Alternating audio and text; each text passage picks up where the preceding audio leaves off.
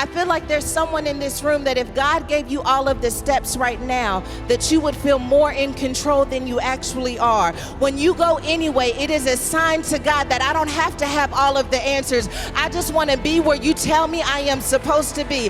God, I don't know how you're going to do it in my marriage. I don't know how you're going to do it in my family, but I am going to go anyway. And when I go, you meet me where you told me you were going to meet me. When you go, God meets you. Someone says, Pastor, I want to believe that I'm the woman for the job, but if I'm honest, I don't feel qualified. I'm in position, but I don't feel qualified for the position I'm in. And the position is trying to make me believe that I don't have what it takes to make it to the other side.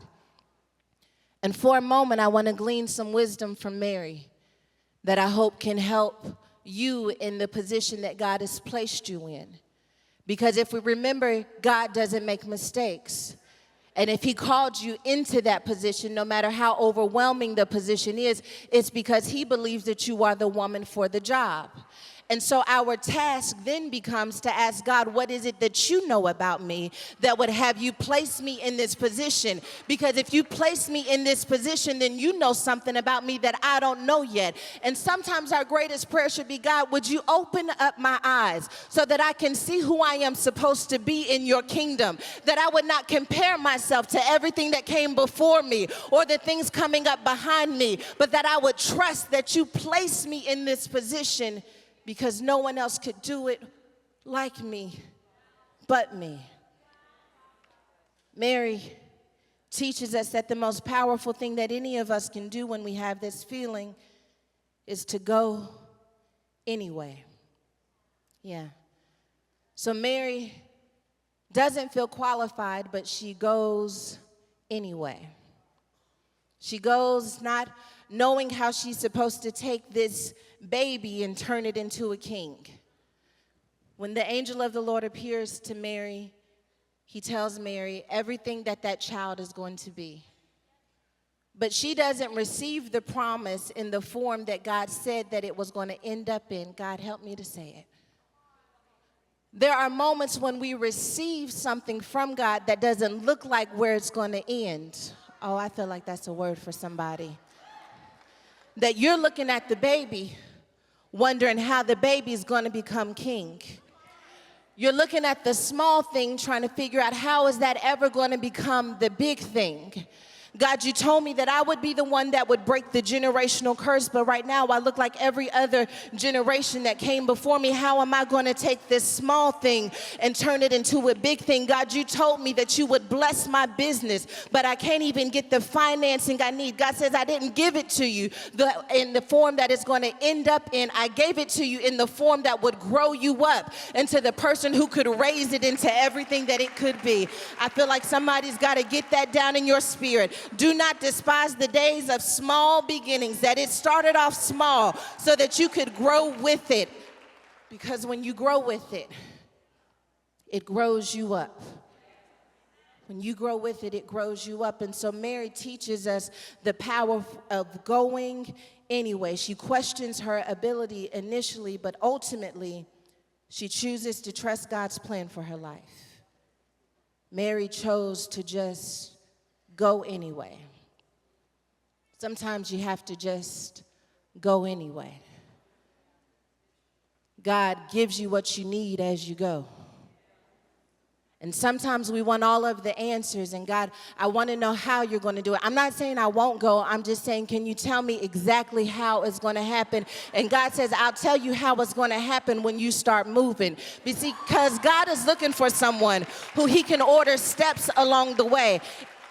I feel like there's someone in this room that if God gave you all of the steps right now, that you would feel more in control than you actually are. When you go anyway, it is a sign to God that I don't have to have all of the answers. I just want to be where you tell me I am supposed to be. God, I don't know how you're going to do it in my marriage. I don't know how you're going to do it in my family, but I am going to go anyway. And when I go, you meet me where you told me you were going to meet me. When you go, God meets you. He's calling you to where he is. That's why we have to go, because God calls you to where he is. And when we move in that direction, it is a sign to him that we can be trusted. Because there are moments when God orders our steps, but we got to take them first. I got to forgive. I got to go anyway. I want to stay stuck in this bitterness. I want to stay stuck in this pain, but I can't stay here, so I got to go anyway. And Mary starts going anyway. And so some of you are wondering, okay, I'll go anyway. I'll do what God told me to do. I don't know how he's going to do it. I don't have all of the resources that I need in order to do it, but I want to go anyway. And so Mary teaches us a valuable lesson.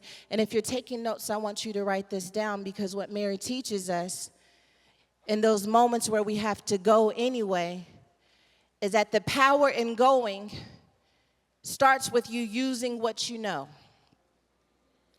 Mary begins to just follow the customs of the Jewish people at that time. God gave her something that is going to ultimately deliver Israel, but right now she doesn't know how it's going to become a deliverer. And so because she doesn't know how she's going to get from A to Z, she just starts working what she knows. She knows that when I have a baby, that I need to wait until my time of purification is over. And after that, I need to go into Jerusalem and I need to present the baby. She works what she knows while she goes. The most powerful thing that any of us can do is activate what we know. Because when we activate what we know, it gives God permission to show us more and to teach us more. Imagine had Eve been in the garden and she simply activated what she knew. There are things that we know about our lives that we haven't activated yet because we don't know what's waiting on the other side. But when you use what you know, it starts to lead you into the direction that God says he's calling you towards. That means the relationship has to end. That means that we have to have the forgiveness down in our heart, even though we don't believe that the person is truly sorry. Our forgiveness is not predicated on whether or not that person is actually sorry. My forgiveness is predicated on the fact that I'm going anyway, that I'm not going to stay stuck where that pain met me. I'm not going to stay stuck where that disappointment met me. I'm going anyway. So Mary begins to go anyway, and she's using what she knows. Because learning how to go anyway and using what you know, I think, is one of the most powerful things that any of us can do. So after she's come out of the presence, Mary begins the task of living out what God said to do. And so in the process of doing this, she is presenting this child, Jesus, to Simeon. And I have to be honest, when I read this text, I felt like it was out of order. Because Simeon says in verse 29, he identifies with Mary and confirms with Mary what God already said about what she was carrying. He says, Lord, now you are letting your servant depart in peace according to your word. For my eyes have seen your salvation, which you have prepared before the face of all peoples, a light to bring revelation to the Gentiles. Mary already knew all of those things, that is what she was carrying, and that's who the child would become. So in many ways, this is confirmation for her. But then Simeon says something that seems like it is contradicting what he just said.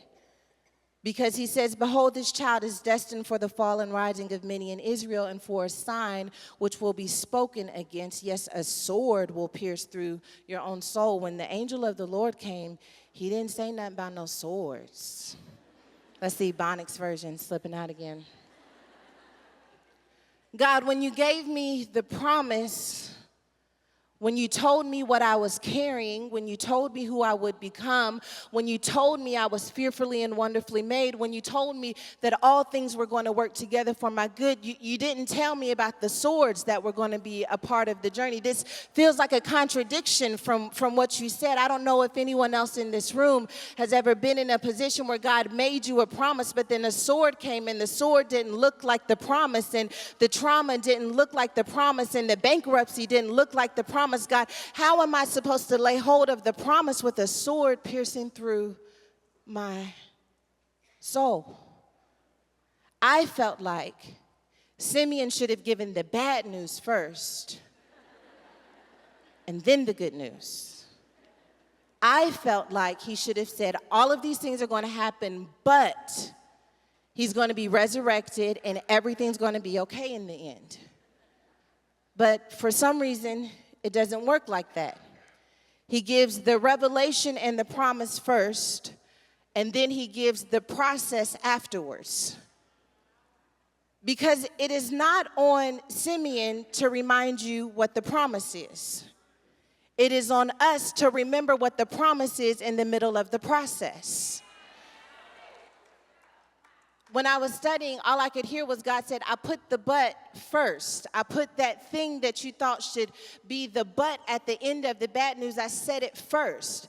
And then I started looking back over my own life and all of the moments where I felt like a sword was piercing through my own soul, where I was waiting for God to say, but this is going to work out in the end, and but you're going to be healed, and but all things are going to work together for your good. But God says, I'm not going to repeat what I already told you. I put the but first. And I just came to Fort Lauderdale, Florida to let somebody know that I know it took a lot for you to get into this room. And I know you're wondering how God is going to work it out, but I hear God saying, I put the but first. That when I wrote in the scriptures that all things were going to work together for your good, I wasn't just talking about the people in the text. I was talking about the people who would hear my voice and follow what I said to do. That means that at the end of the day, the bet is still on. At the end of the day, the promise is still yes and amen. That means that no weapon formed against you will prosper. I put that in there first. I know you're looking at the weapon, but I'm telling you it won't prosper. I know you're looking at the depression, but I'm telling you the joy of the Lord is your strength. I know you're looking at the struggle, but I'm telling you that when it's all said and done, though he slays you, you can trust in him. I put the but first. That means that you got to start telling your situation, I know what it looks like, but I know what God said first. And I'm hanging on to what God said first in the middle of what's taking place. I don't let the middle shake me. I remember what God said first. God said I was fearfully and wonderfully made. God said that I was going to make it to the other side. God said that his spirit would overtake me and it would show up right on time. I put the but. I put it first. I put it first. So don't let this idea of the promise going through a hostile environment convince you that the promise doesn't exist anymore. Because that hostility, remember, is a two-way street. And when we go silent, when we feel that hostility, it is one of the most dangerous things that we can do. Because then that hostility becomes a one-way street. And we start feeding off of the images of our past and the statistics about women like us and girls like us. Because that hostility is a one-way street. But all I wanted to do when I came here was to open up that other side of the street again and to give you permission to really be propelled for sure, to give you permission to really be activated again, to give you permission to get back in position and recognize that God is still working in the midst of everything that is happening, that our God is still in control and that he is looking for a few good women. I know they did a movie about a few good men, but I'm telling you, according to Genesis 3:15, that he is just looking for a few good women who wouldn't mind letting hell know you picked the wrong woman, you picked the wrong family, you picked the wrong marriage. You picked the wrong child. This hostility is a one-way street. I'm so sick and tired of the devil telling me who I can be and what I can do. You don't have no power here. When my Savior got on the cross, this hostility became a one-way street. It's a two-way street, baby. It's a two-way street. And I want to prophesy that when you leave this place, that eyes haven't seen and ears haven't heard what God is going to do down on the inside of you, not so that you can look good, but so that he can look good. I'm looking for women who don't mind making their life my stage. I'm looking for some women who don't mind making their marriage my stage. I want to be your stage. I want to be a stage for the glory to fall. I want to be a stage for the Spirit to fall. Everyone else can be scared when they read the news. That just makes me go harder, because I recognize that everything the enemy is trying to use for evil, that my God is going to turn it around for good. How do I know it for sure? Because he picked a few good women from Fort Lauderdale, Florida, to go to war with him as only they can do. And that's why it had to be you. Because he needed a woman who would get so angry and get so tired of having their back up against the wall that when everyone else would lay down and lie, she would wake up one morning and say, you know what, devil? I've had enough of you playing with my mind. I've had enough of you playing with my finances. I've had enough of you playing with my marriage. I wish I had some women in this room who didn't mind saying, I don't mind going to war with the devil. I'm not afraid of darkness because I carry the light. I'm not afraid of dying a flavor because I am the salt of the earth. I need some women. Just one or two of you, really. Because one of us could chase 1,000.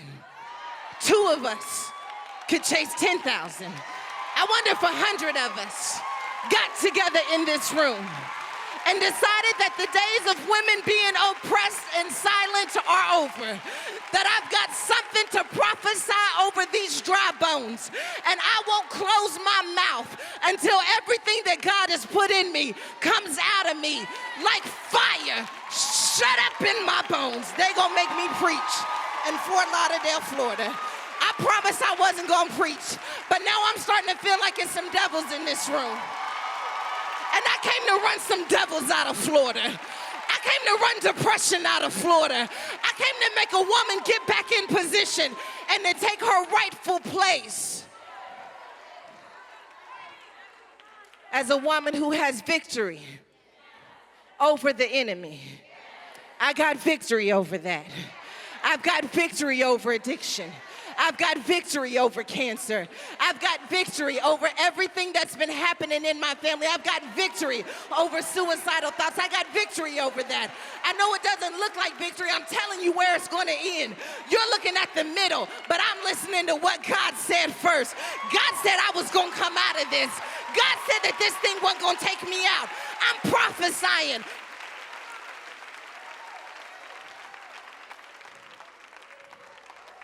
Because I don't care what the middle says. I care what God said first.